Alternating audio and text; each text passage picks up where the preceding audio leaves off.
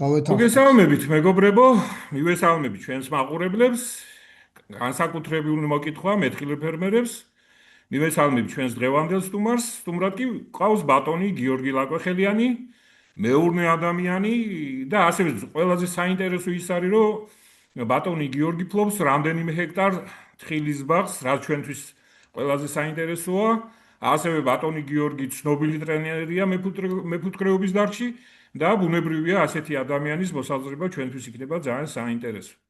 დღეს სოფლის მეურნეობაზე ვისაუბრებთ ამ დარგში შექმნილ პრობლემებზე, გამოწვევებზე და ბუნებრივია სწორედ ასეთი წარმატებული ფერმერის მოსაზრება იქნება განსაკუთრებით საინტერესო და დარწმუნებული ვარ, რომ დღეს ჩვენ ბევრ საჭირ ბოროტო საკითხს წამოვწევთ და შევეხებით.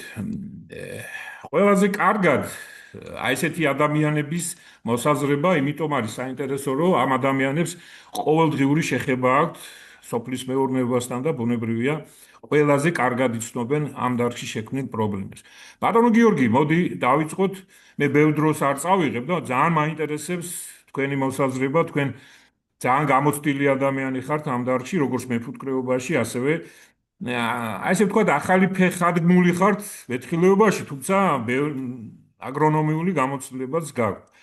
რა ხდება სოფლის მეურნეობაში და რატო არის ესეთი წარუმატებელი? თითქოს ბევრი რაღაცა კეთდება, მაგრამ საბოლოო ჯამში მაინც შედეგი არ არის ისეთი ხელშესახები, რომელსაც ველოდით ჩვენ. აი რა ხდება და რამ გამოიწვია ეს? აი სწორედ ამაზე მინდა დღეს ვისაუბროთ. აბა გისმენთ ძალიან მივესალმები, მაინტერესებს. მოგესალმები ბატონ როლანდ, მივესალმები მაყურებელს. ჯერ მე ვეცდები როგორ მე დაგანახოთ ვინა ვარ მე.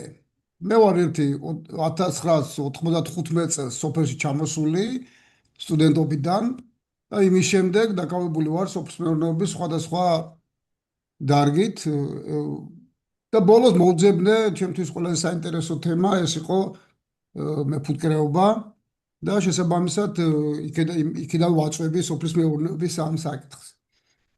მაგრამ ბოლო 10 წელია მეთხილეობაში ჩავერთე, გავუგე, მეგონა რომ გავუგე გემო, მაგრამ მე ესეთი პრობლემები აღმოჩნდა, განსაკუთრებით მაინც ახლა ზუგდიდში ჩატარებულ ტრენინგის შემდეგ გამოვაჩინე რომ მეთხილეობა საერთოდ არ ვიცი და ეხლა დავიწყე 60 წლის კაცმა მეთხილეობაზე საუბარი.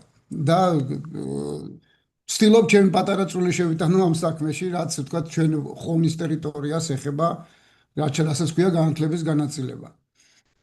ეხლა რაც შეეხება დღევანდელ საკითხს, ეგ არის სოფლის მეურნეობაში მიმდინარე პრობლემები და ყველა ვაკვირდებით ზოგადად რა ხდება სოფელში. ხა მე ვეცდები მაინც ჩემს ირგვლივ მიმდინარე სურათი დავხატო რაღაც უფრო ნათელი ფერებით, მაგრამ ჩვენი მაყურებელიც რო გადაავლებს თვალს ეს განსაკუთრებით დასავლეთ საქართველოს ეხება, ანალოგიური სურათები იქნება ყველგან.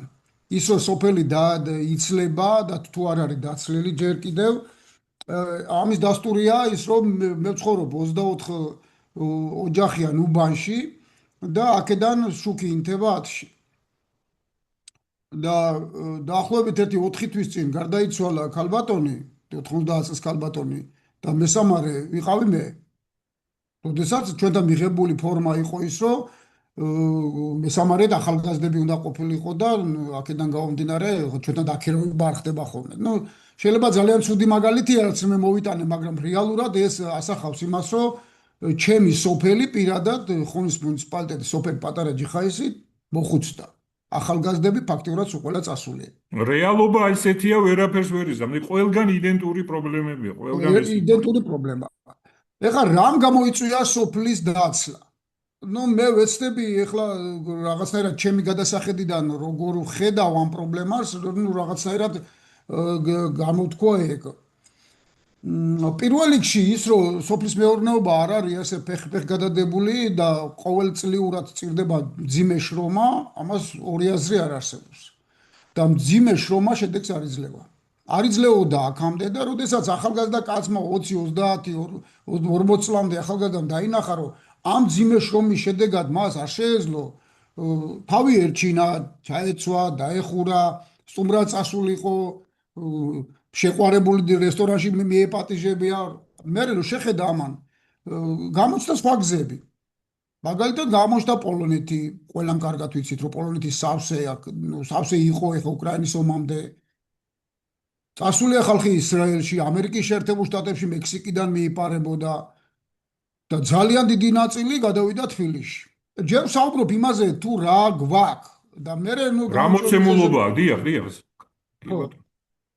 და ამან გამოიწვია ის, რომ სოფელი ფაქტიურად დარჩა ცარიელი. და კიდევ ერთხელ გეუბნებით, ეს ხალხი, რომელიც დღეში მაგალითად 150-200 ლარს აკეთებს ქალაქში, სადმე მართალია, სადმე კიბის ქვეშ ცხოვრობს, სადმე პადუალში ცხოვრობს, სადღაც მძიმე პირობებში ცხოვრობს, ან ძალიან ძვირს იხდის გადასახადებს, თქვა იმ ბინისკირაში, მიუხედავად ამისა, ის თავის შრომის შედეგს ხედავს. სოფელში ეს ვერ დაინახა. და რატო ვერ დაინახა? მოდი მაგაზე შემდეგ ვისაუბროთ. ის რომ სოფელში არ არის გზების პრობლემა, მიუხედავად იმისა, რომ მასიურად მიზის გზების დაგება, რაღაცები ინტერნეტის შეყვანა, ჩემ სოფელში ეს პრობლემა არის. რამდენი მოწვიმს, ერთი პატარა სკოლა გვაქვს, ამ სკოლაში ბავშვები ვერ მიდიან. იმიტომ რომ გზის პრობლემა არ მოგვარდა. იმიტომ რომ არ მოხდით იმ ძალიან მოდური სიტყვა ხშირად მესმის ხოლმე, პრიორიტეტი. და პრიორიტეტი არ აღმოჩნდა რატომღაც ჩემი სოფელი და ზოგადად მასიურად სოფლების უმრავლესობა.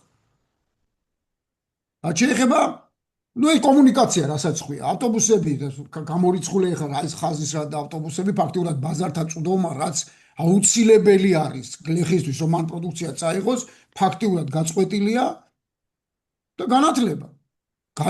აი, ახალგაზრდა კაცმა მოიყვანა ცოლი, გაუჩნდა შვილი და ბავშვი ვერ მიყავს ვერც ჭიდაობაზე, ვერც ფეხბურთზე, ვერც მუსიკაში, ვერსად მოწყვეტილია სამყაროს. ამიტომ ადამიანი, რომელიც ფიქრობს, რომ ხვალინდელ დღეზე ფიქრობს, პერსპექტივაზე ფიქრობს, ფაქტიურად ის იმან უშველა თავს.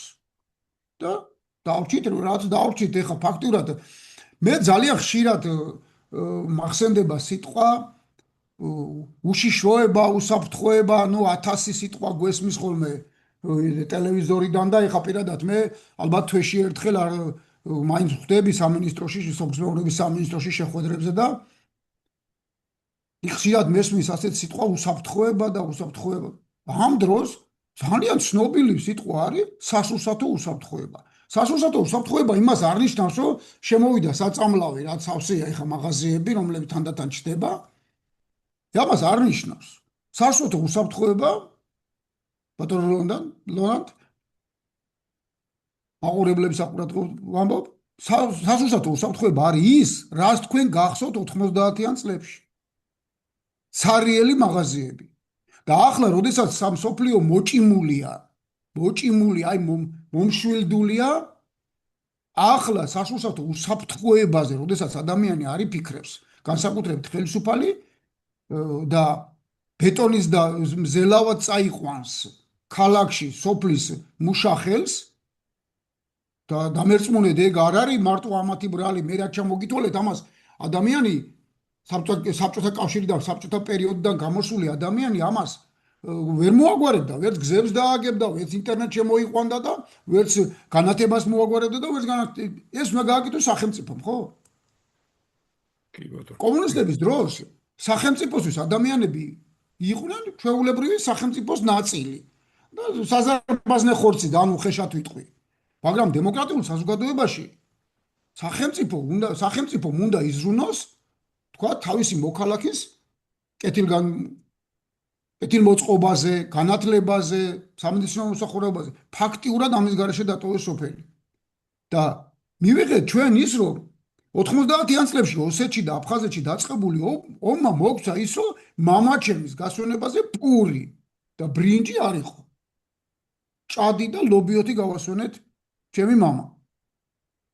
რომ არა სარფის გზა და თურქეთიდან შემოსული ფოტოღლი გახსოვთ ალბათ თქვენ ეს პურისკვილი, ის რომ ადამიანები შიმშილობდა.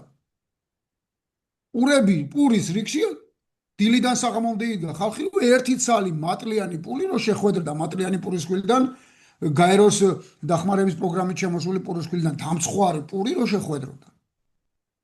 ეს არის სწორედ სასურსათო უსაფრთხოება, რომ აი ამ დაძაბულ სიტუაციაში ნებისმიერ დროს შეიძლება ჩვენ ჩაგვიკეტოს აი ამ დაძაბულმა სიტუაციამ ამ ომმა შეიძლება ჩაგვიკეტოს საზღვრები და ჩვენ რისი ამარავჩებით.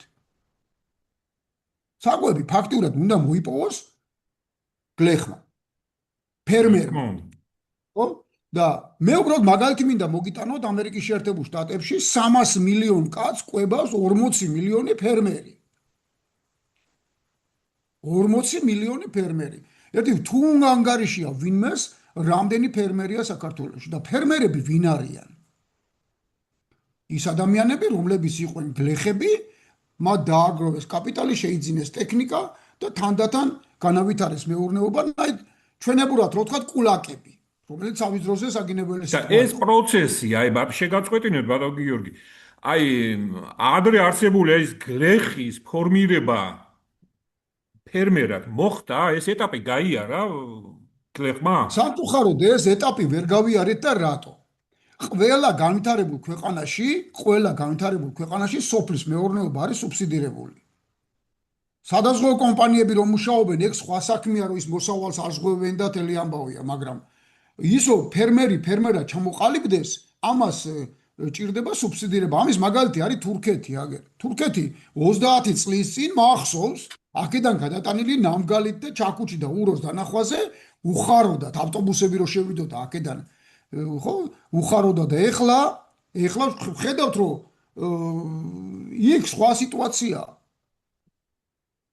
იქიდან მისული დახმარებები ფაქტურად პირდაპირ დაილექა ფერმაში, რა ქვია, სოფლებში და სოფლები განვითარდა, ტექნიკა შეიძინა, განათლება შეიძინა და ჩვენ რა გავაკეთეთ?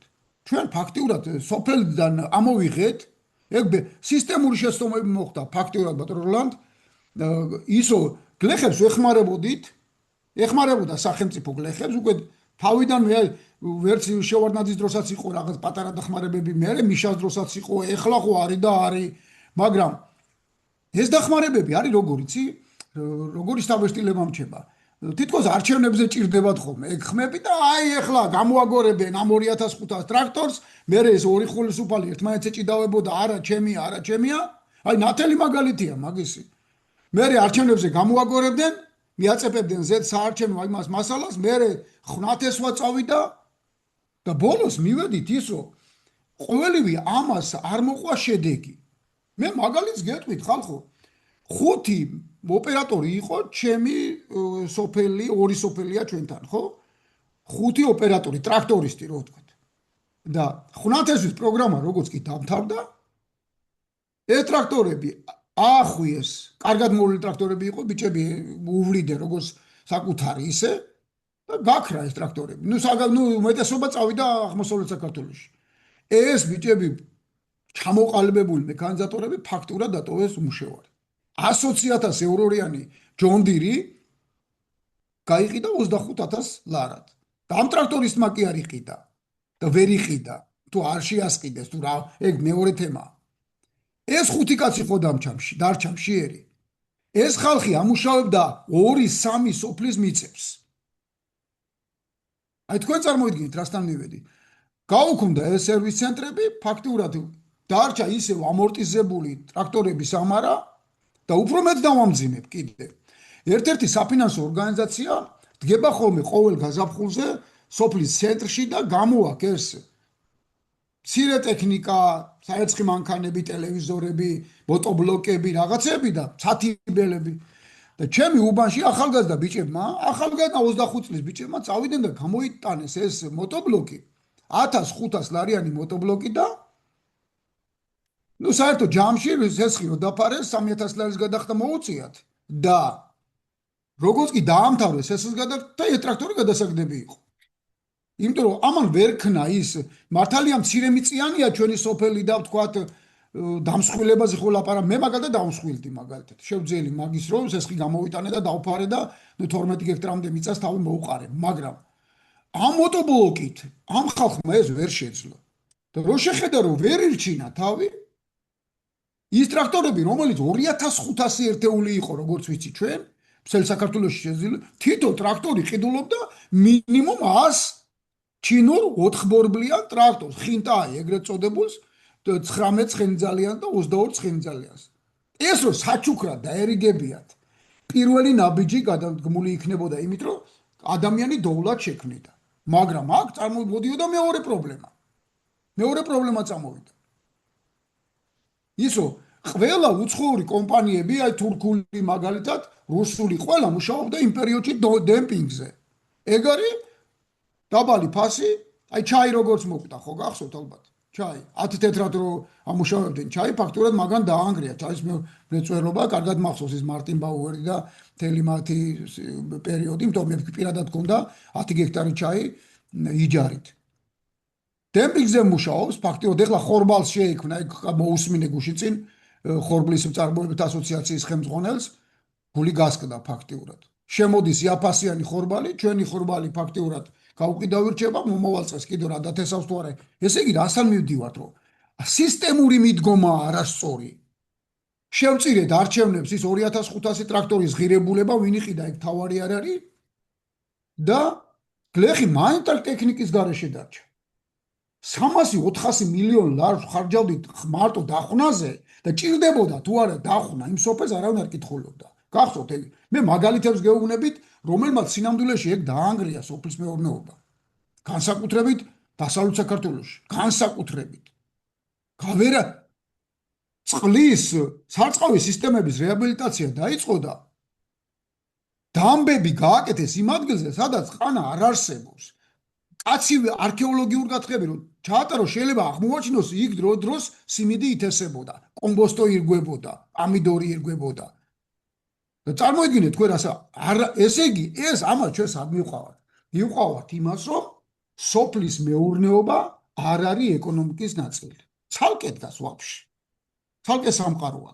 ამ დროს სლოვენია ბალტიისპირეთის ქვეყნები ხო არ ვლაპარაკობ მე გერმანია საფრანგეთი ისრაელი ეგენ ჩამოყალიბებული ქვეყნებია რომლებმაც რამოდენიმე ათეული წელით ადრე დაიწყენ და შეიძლება ასეული წლით ადრე დაიწყეს თქვათ ამ თემაზე საუბარი აგერ ახლა გეუბნებით პოსტსაბჭოთა ქვეყნები ეს არის ვარშავის დაგაურის ხელშეკრულების ქვეყნები და ყოფილი საბჭოთა ქვეყნები როგორ განვითარდა ისინი სოფლის მეურნეობა გახდა სახელმწიფოს ნაწილი აი ეკონომიკის ნაწილი და არა ცალკე მდგომი აი მაგის მაგალითია ჩვენთან ცალკე მდგომი როა თბილის დახმარების პროგრამა 500 ლარი შეიძლება ბევრი არ იყო მაგრამ გლეხს სტიმულს აძლევდა რა უნდა ერთი ჭირდებოდა მენეჯმენტი კონტროლი აი და დამატება ჭირდებოდა თქვათ ახალი საფეხურის რომ აი ბატონო რო შეწამლე რა შედეგი მიიღე აი სწორედ ამაზე მინდოდა საუბარი აი გრანტის გაცემა ერთია და დახმარების გაცემა ერთია მაგრამ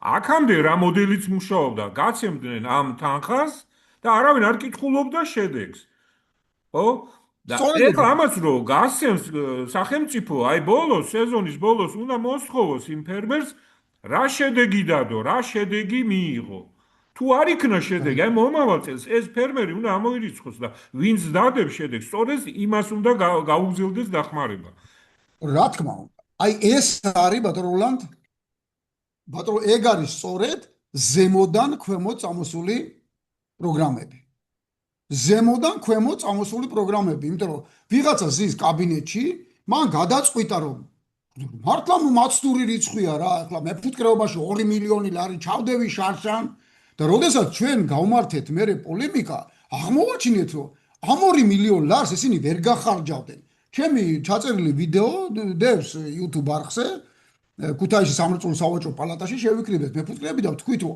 არ იმუშავეს ეს პროექტი პირველსავე დღეს თქვი არა და მაცდური რიცხვია 2 მილიონი თითქოს დიდია მეფუტკრეობა ჩადებული გავიდა წელიწადი და 10000 მეფუტკრეა მიახლოებით საქართველოში და პროექტში მონაწილეობა მიიღო 200 მე მგონი ახლა 50-მა მოიმატა და შედეგი რა მივიღეთ ეს ფული დაიხარჯა სახელმწიფო მამონაგები ვერ მიიღო და ვერ დაიხარჯა წარმოიდგინე 800000 იყო სულ დახარჯული ანალოგიური სურათი არის თუნდაც კოოპერატივების პროგრამა მე კიდევ ერთხელ გეუბნები მე ბოდის მოვუხდი მაყურებელს ბატონო როლანდ თქვენას მოგიხდის ბოდის რომ მე ძირითადი აქცენტი მეფუტკრეობაზე მაქვს იმიტომ რომ მე ახლა პირველ ნაბიჯებს ვდგავ მეთხილეობაში და ალბათ მაგაც მაგ იდენტური პრობლემებია ყველგან ერთ და იგივე იდენტურია პირდაპირ გეტყვით რომ აი მეფუტკრეობაში შევქმენით მე შევქმენით ჩემ სამეგობროსთან ერთად ერთი პატარა ჯგუფი საკონსულტაციო საბჭო, რომელმაც 2 წლის განმავლობაში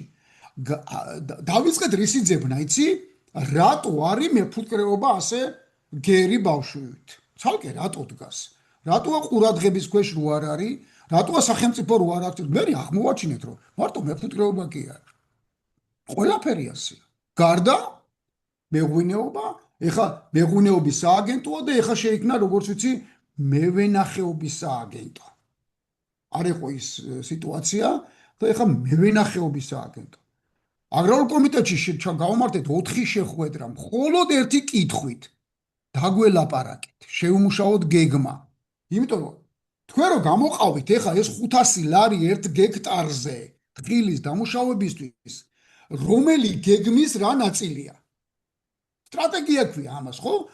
ადრე მაგას კომუნისტების დროს წერქვა 5 წლიანი სამოქმედო გეგმა და აბა შევასრულოთ. ესე იგი წინასწარ იყო დაწერილი 5 წლის განმავლობაში გეგმა. ფურცელზე მაინც ეხა ჩვენაც არა ვარ ეხა ბავშვი რო ეს არ მახსოვდეს.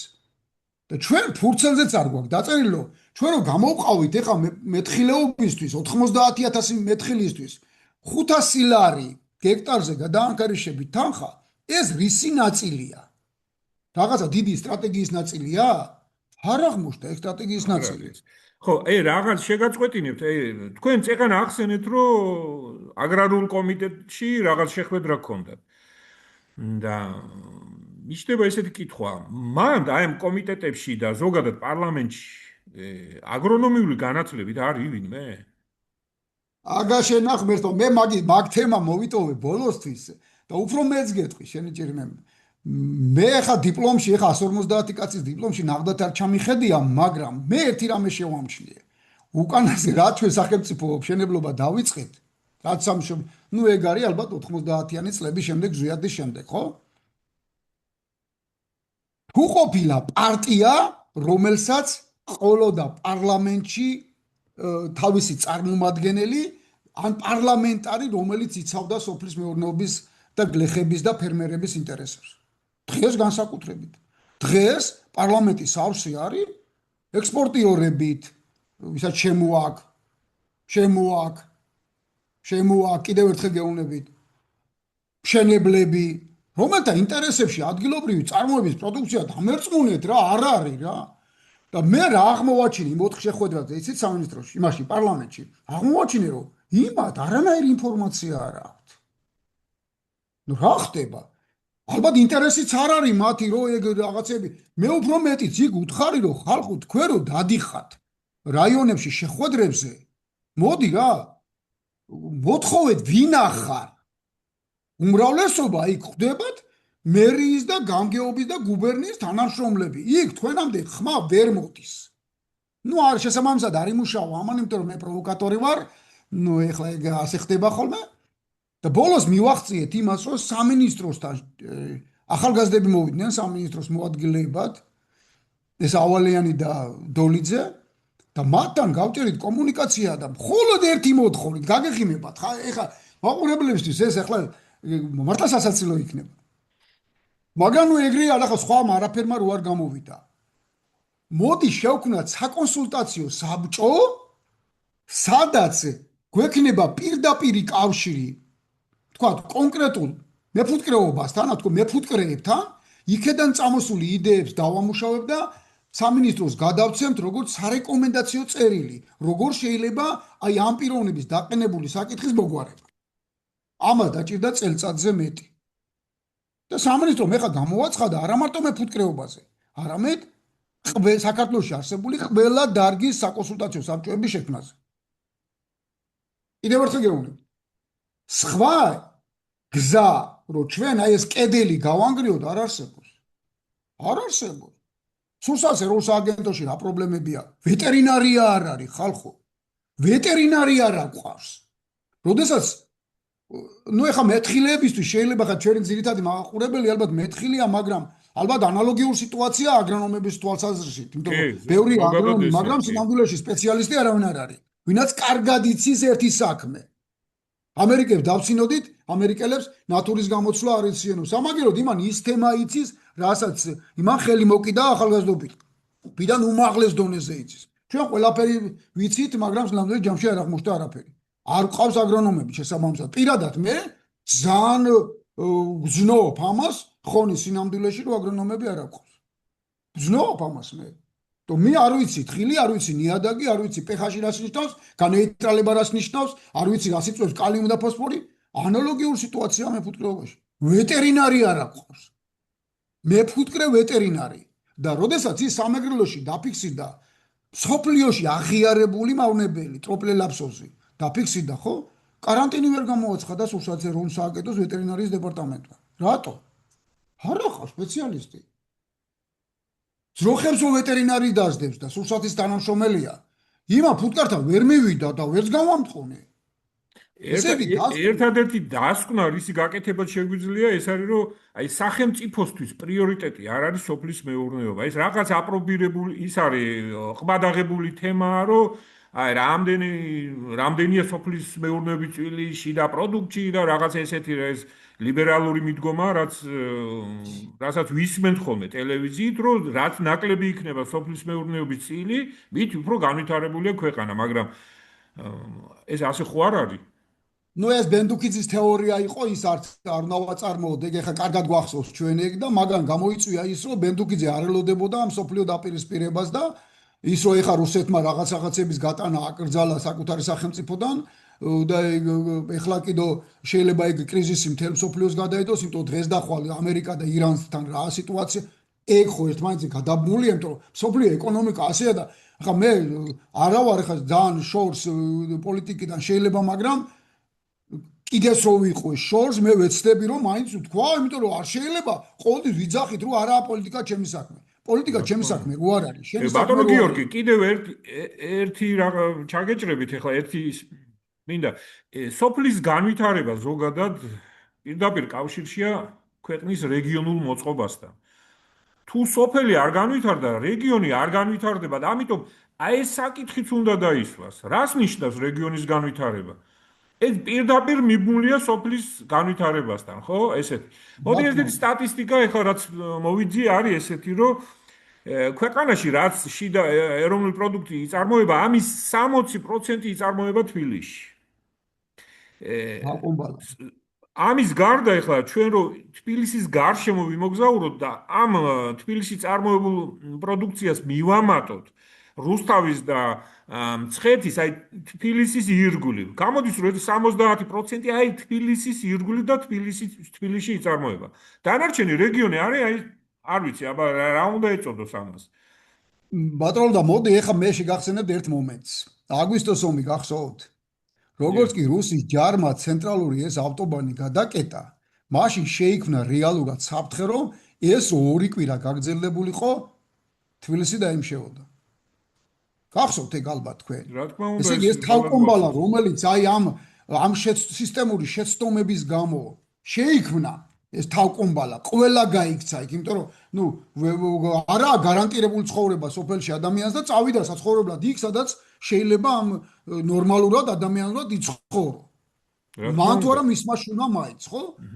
და აგვისტოს ომის დროს ფაქტიურად ავტობანის გადაკვეთა მთლიანად პარალიზება მოახდინა თელი იმისა, ქვე თბილისის. და ორი კვირაში სახელმწიფო მასში თბილისის აკვები გათავდებოდა, იმიტომ სხვა გზა არ იყო. არ იყო სხვა გზა, ფაქტიურად ერთი გზა იყო იმიდან ბაღდადიდან, მეორე გზა იყო იმიდან აჭარიდან. აბასთუმანი, ასე ზეკარი, ასე რომ გადადის გზა. დიახ. ესე იგი ჩვენ და არც ერთი არ იყო მაშინ გამართული. ესე გამოდის რომ ფოთიდან ფოთში შემოსული საკვები პროდუქტის და ბათუმში შემოსული საკვები პროდუქტი ვერ მოხდებოდა ვერანაირად. ესე იგი სახელმწიფო ამ დროს მოუმზადებელი ახმოდა, გასაგებია ის მაშინ ცუდი მთავრობა იყო და. ეხლა ჩვენ რა გავაკეთეთ ახლა ამ პერიოდში? ვეხმარებით სოფლის მეურნეობას, მაგრამ არანაირი გეგმა არ აქვს. კოოპერატივები ხო მაგის სახე იყო. 200 კოოპერატივი შეიქმნა მეფუტკრეობაში, 10 კოოპერატივია დარჩენილი და დოვლათი, ბრენდი, რასაც ქვია არ შექმნილა. აი ბრენდი არ შეუქმნია. მილიონები დაიხარჯა. სოფლის მეურნეობაში ხარ მესაქონლეობია, მეთხეობა, მეჩაიობა, იმდენი კოოპერატივები შეიქმნა და ესე იგი ისინი აი სწორედ თქვენ მძალნეთ რამდენიმე წუთის წინ რომ გრანტი გამოცხადდებოდა და აძლევდნენ ყველას. ამ დროს მარტივ მაგალითს გეტყვით, საფრანგეთში როგორი მილიონერიც არ უნდა იყო. შენ რო თქვა რომ მე მინდა ეხა დავიწყო მესაქონლეობა, შენ თუ არ აქვს განათლება, ან შენ გვერდით არ დგას ადამიანი, რომელიც აქ განათლება მესაქონლეობის კაცი შვილი უფლებას არ მოგცემს, შენ დაკავდე მესაქონლეობით. ესე იგი, რასთანა გვაქვს საქმე? და ჩვენ ვაკეთებ ყველასფერს უგუღმა. მივეცით ეს ფული მილიონობით და თუ არა მილიარდობით ადამიანებს, რომლებმაც ეს ფული ფაქტიურად გაანიავე. 4000 ლარიანი ციბრუტი ვიყიდა 2000 ლარად. საშეღავათა პერიოდი დასრულდაო მითხრა. აწიო თავრობა არაფერს არ მიცემსო. ესე გამოვიდა რომ თავიდანვე იყო ძირეული შეცდომა დაშვებული ამ თემაზე. დიახ. ბატონო გიორგი, ხა დაახლოებით 10 წუთი დაგვრჩა. გამოსავალი რა არის? რას გვთავაზობთ? აი თქვენი ხედვა მაინტერესებს, აი როგორ შეიძლება წარმატებული გახდეს სოფელი და ზოგადად სოფლის მასშტაბებს.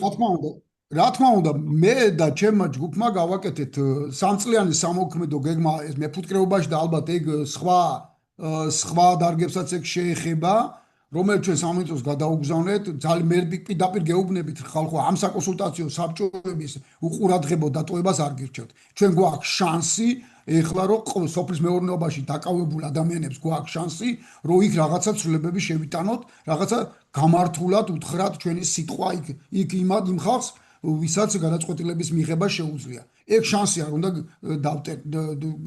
დავკარგოთ. ეხლა რაც შეეხება განვითარების გეგმას. ის ხალხი, ვინც ეხლა წასულია სახელმწიფოდან და სოფლიდან წასულია, იმათი უკან დაბრუნების შანსი ფაქტიურად არ არსებობს. იმათ შეიძინეს ახალი სპეციალობა, იქ დაფუძნდა იქ ხალხი უკვე წლები აგრძელდება 5 წელი, 10 წელია და იმათი უკან დაბრუნების შანსი არ არსებობს. ერთადერთი შანსი არის რაიონებში მოეწყოს სადემონსტრაციო ცენტრები, სასწავლო ცენტრები, სადაც თავმოყრილი იქნება ყველა პროგრამა, სახელმწიფო პროგრამა, რომელიც კი გაიცემა. ერთი ფანჯრის პრინციპით, სადაც ყველა შემოთავაზებას, დიახ. ადამიანმა თუ აქ სურვილი რომ შექმნას, მაგრამ არა განათლება, მივცეთ განათლება. განათლება მივცეთ ფაქტიურად, გაუწიოთ კონსულტაცია და მივცეთ ის დახმარება, ის სუბსიდიად წინააღმდეგ შემთხვევაში მივიღებთ იმას, რაც მივიღეთ, თქვათ ამ 500 ლარიან მასე რა ქვია, სუბსიდირებაზე. არ იცოდა ხალხმა ეგ 500 ლარი როგორ გამოეყენებია. მე შეხო მოგეცი. ეხო გეყვა ხარა 4 წელი მოგეცი, ეხლა დაკმაყოფილდი. ეს არ მუშაობს. სოფლის მეურნეობა ეგრე არ აყვავდება. მე პირადად წარმოვადგინე რაიონის მერიაში ხონის აგრარული ცნობილი ბაზარია, ეგ საკმაოდ წლოვანი ბაზარია ხონის ბაზარი. ხონის ბაზრის ირგვლივ შექმნილი იყო ასეთი ცენტრი, სადაც ფაქტიურად არ ჩარეულიყო ელიტა, რაიონის ხელმძღვანელობა. და ეს ჩაებარებია ახალგაზრდებისთვის, რომლებიც ახალგაზრდების ტვინი ხო სხვანაირადაა მოჭიმული, სხვანაირად აზროვნებს, რომ მოდი ამათთან წამოვიდეს იდეები. თუნდაც მოძებნონ აგრონომი, რომელიც ასწავლის, მოძებნოს ვეტერინარი, რომელიც ასწავლის და შეკრიბოს სოფლებში გავიდეს, მოძებნოს ის მარგალიტები, რომლებიც თქვათ ფეხს იდგავენ. მაგალითად, ჩემ სოფლებში 2 ფერმაა, ხა პირველ ნაბიჯებს დგავს. ამათზე და როდესაც ადამიანები დაინახავენ, რომ რეალურად არის დახმარება, განათლება, მერე დახმარება, მცირე მექანიზაცია, დიდი მექანიზაცია, ფინანსური ყველაფერი და პლუს ამას რეალიზაციაა მთავარი. შეიძლება ადამიანმა აწარმოოს პროდუქცია, მაგრამ შეწრი არ იკვრება. გარანტირებული რეალიზაცია არ აქვს. ამიტომ შეიძლება სახელმწიფომ შექმნას, მაგალითად ეხა მე კულტად თუ ჩამომართვებთ, ხონის ბრენდი, მაგალითად ხონის ყველი. აქ შექმნას ყველა რაიონმა შექმნას თავისი ბრენდი, სადაც ახალგაზრდები იქნებიან ჩართული და დამერწმუნეთ 5 წელიწადში შეიქმნება ძალიან დიდი გუნდი, რომლის შეკვრასაც სახელმწიფო ცდილობდა თუ არ ცდილობდა კოოპერატივების სახით. მეორე საფეხურის კოოპერატივები რო იყო, ეხლა ეს გაერთიანდებიან, მე რეგიონი ეხოს ხაპრები იყოს ნამდვილში, არაფერზე არ იყო ეს დამყარებული, საფუძველი არ ქონდა. ასეთი ცენტრების, სერვის ცენტრების შექმნით, რომელსაც არ ექნება ზემოდან ზეწოლის, უბრალოდ ფინანსური განკარგვის, ფინანსების განკარგვის უფლება, პროექტების განკარგვის უფლება ექნება ამ ახალგაზრდებს. მაშინ მივიღებთ ჩვენ იმიტომ რომ ჩვენ აქცენტი უნდა გავაკეთოთ იმ ახალგაზრდებს, რომლებიც დღეს სკოლას ამთავრებენ. იმ ახალგაზრდებს, რომლებიც დღეს უმაღლეს სასწავლებელს ამთავრებენ. და იმ ხალხზე, ვისაც აქ პირველი ნაბიჯები გადადგმული, ან უნდა რომ გადადგას, მაგრამ არ იცის როგორ გადადგას. შეიძლება კი ამბოს მამაპაპაო, მაგრამ მამაპაპური მიდგომა ამ გლობალური დათბობის დროს, როდესაც მსოფლიოში 1000 ჯირის დაავადება შემოვიდა, მესაქონლეობაში, მეთხილეობაში სულ არ მახსოვს ეს დაავადებებია შემოსული. მამაპაპური უკვე აღარ მუშაობს. ამიტომ ეს ხალხი ამას ომიებნება 2-3 წელიწადში შეიქმნება ძალიან დიდი ბირთვი, რომელიც რაიონს წამოწევს. რაიონები მერე წამოწევს რეგიონს. რეგიონი ძლიერი რეგიონი ამის მიღწევა ერთ კვირაში არ იქნება და არ იქნება ეს გათვლილი ამ არჩევნებზე და იმ არჩევნებზე. სახელმწიფომ უნდა გაწიოს თავი. მან უნდა გადადგოს ძალიან არაპოპულარული ნაბიჯები. არაპოპულარული იქნება, რომ მე რატო არ მეხმარები, მაგრამ ის შედეგს დადებს, იმიტომ ის ამოარჩევს ამ რაიონებიდან იმ ხალხს, ვისაც უნდა დოვლათის შექმნა. რა თუ თქმა კი უნდა. არის იმ დარჩენილი. კი ბატონო.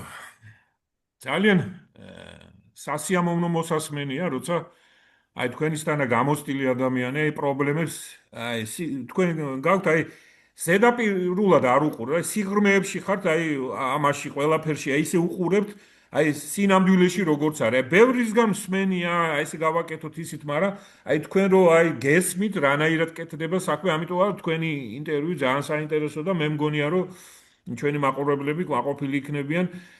კიდევ რამდენიმეს ჩაწერას ვაპირებ, მინდა რომ აი სწორედ არა მარტო მეთხილე ფერმერები, ნებისმიერი ფერმერი მოიწვიო, ვისაუბროთ ამ თემებზე, აი გულახდილად ვისაუბროთ და მინდა ისეთი ადამიანების ნაზრები, რომლებიც უშუალოდ ყოველდღიურ შემხებლობაში არიან სოფლის მეურნეობასთან.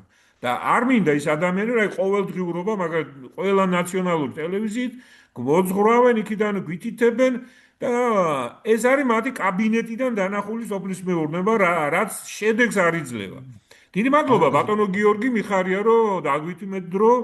საინტერესო იყო თქვენი მოსმენა და იმედი მაქვს მოგვისმენენ. მე დარწმუნებული ვარ რომ მოусმენენ თქვენს. უნდა მოგვისმინო. მე ბოლოს ერთ სიტყვას ვიტყვი. ნაზრებს და გაითვალისწინებენ ზოგადად საერთოდ წესით უნდა გაითვალისწინონ ესეთი ფერმერების მოსაზრებები. ერთ სიტყვას ვიტყვი, ბატონო ლანდი. ერთ სიტყვას ვიტყვი ბოლოს და დაგემშვიდობებით. თავარი არის შანსი არ გაუშვათ სოფლის მეურნეობის გადარჩენის. რა თქმა უნდა. მაგრამ მე ჩემმა ცხოვრებამ მაჩვენა ის, რომ არ მაინტერესებს პოლიტიკამ არ იმუშავა. არ მუშაობს, შენ არ გაინტერესებს, ვისაც აინტერესებს ზის, ეგერ და შესმაგირად იღებს გადაწყვეტილებებს, რომ იქედან შემოტანილი თხილი, რომელიც 100 ლარი ღირს კარფურში, ის ურჩევნია დადოს იქ ვიდრე შენი თხილი. ყველი შემოიტანოს ეგეს რაღაცა იმიდან ირანიდან მხნილი ის გააკეთოს. ამიტომ ის იღებს გადაწყვეტილებებს და მოდი ჩვენ მივიღოთ ხალხო გადაწყვეტილებები. რა თქმა უნდა, აი სწორედ ამის თქმა მინდოდა რა ის ჩვენზე უნდა იყოს და ჩვენ უნდა მოგვისმინონ აი ზუსტად ფერმერებს, წარმატებულ ფერმერებს და რომლებმაც იციან როგორ კეთდება საქმე და როგორ და იყვნენ სამაგალითო.